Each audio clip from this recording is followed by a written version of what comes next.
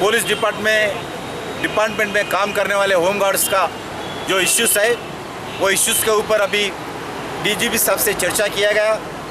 उनका इश्यूज़ पर डीजीपी साहब ह्यूमैनिटी ग्राउंड्स पे उनका समस्या हल कर तुम बोल के बता चुके हैं।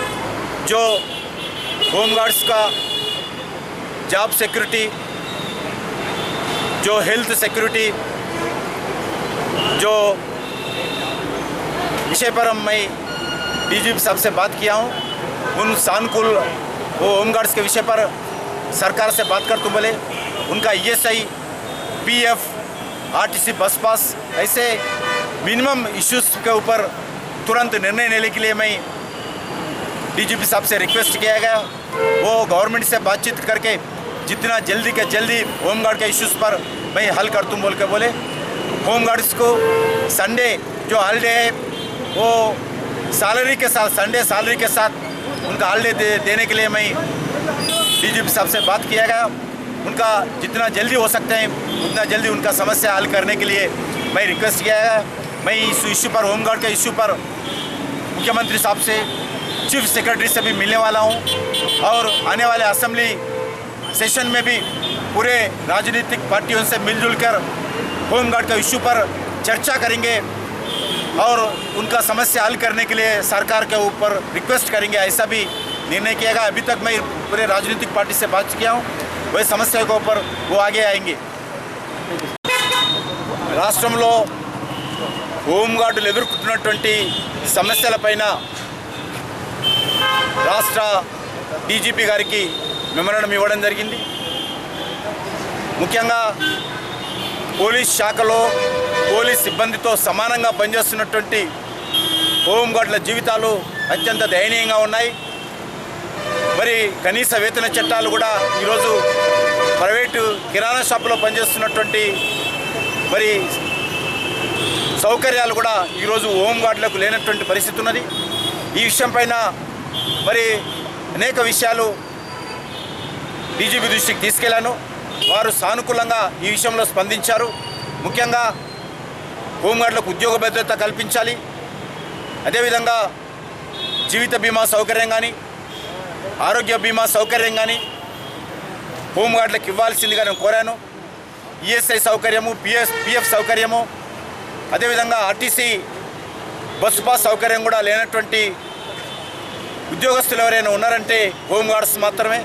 కాబట్టి కనీసం RTC బస్సు సౌకర్యం కూడా ఇవ్వాలని కోరాను। అన్నిటికంటే ముఖ్యంగా ఆదివారం వేతనంతో కూడినటువంటి సెలవు దినం ఇవ్వాలి, మహిళా హోంగార్డులకు ప్రసూతి సెలవులు ఇవ్వాలి। మరి కానిస్టేబుల్ ఉద్యోగాలలో హోంగార్డులు అర్హత ఉన్నటువంటి వాళ్ళందరినీ కూడా కానిస్టేబుల్గా ప్రమోట్ చేయాలి, అదేవిధంగా రిటైర్మెంట్ బెనిఫిట్స్ కల్పించాలి, అదేవిధంగా బందోబస్తులో కూడా ప్రత్యేకమైనటువంటి అలవెన్స్లు ఇవ్వాలి। ఈ విషయాలన్నిటిపైన కూడా మెమోరాండం ద్వారా డీజీపీ గారి దృష్టికి తీసుకెళ్లాను।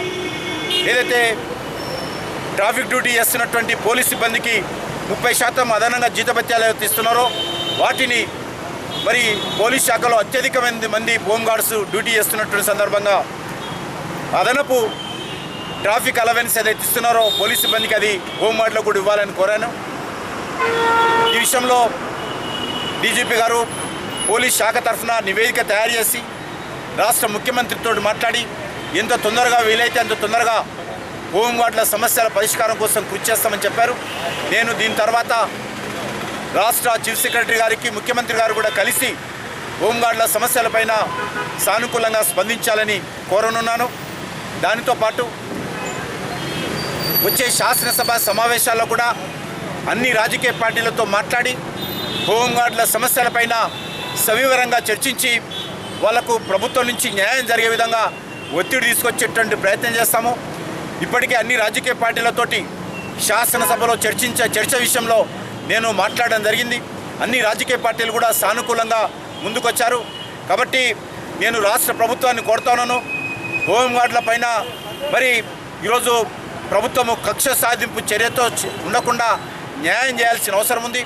ఇటీవల జరిగినటువంటి హోంగార్డుల ఆందోళనలో అనేక మంది హోంగార్డుల పైన షోకాజ్ నోటీసులు ఇవ్వడము, క్రిమినల్ కేసులు పెట్టడము, డ్యూటీకి రాకుండా వాళ్ళను ఆపివేయడం జరుగుతూ ఉంది। ఈ విషయం పైన కూడా డీజీపీ గారితో మాట్లాడాను। మరి ఎక్సెప్ట్ క్రిమినల్ కేసెస్ తప్ప మిగతా హోంగార్డులు అందరూ కూడా డ్యూటీలో తీసుకుంటాము, తప్పకుండా వాళ్ళ నివేదిక తీసుకొని వాళ్ళకి న్యాయం చేస్తామని చెప్పి కూడా మరి డీజీపీ గారు చెప్పారు. కాబట్టి నేను రాష్ట్ర ప్రభుత్వాన్ని కోరుతా ఉన్నాను, హోంగార్డులు మానవ సంబంధాలతో వాళ్ళను సానుకూలంగా మరి స్పందించాల్సినటువంటి అవసరం ఉంది, సానుభూతితో స్పందించాల్సినటువంటి అవసరం ఉంది. వాళ్ళు రోజుకు 12 గంటలకు పైగా పోలీస్ శాఖతో సమానంగా డ్యూటీ చేస్తూ ఉన్నారు. అన్ని రకాల మరి భద్రతా కార్యక్రమాల్లో హోంగార్డ్స్ పాల్గొంటున్నటువంటి పరిస్థితుల్లో వాళ్ళపైన సానుభూతితో వ్యవహరించి వాళ్ళ సమస్యలు పరిష్కారం చేయాలని చెప్పి కూడా రాష్ట్ర ప్రభుత్వాన్ని సందర్భంగా డిమాండ్ చేస్తూ ఉన్నారు.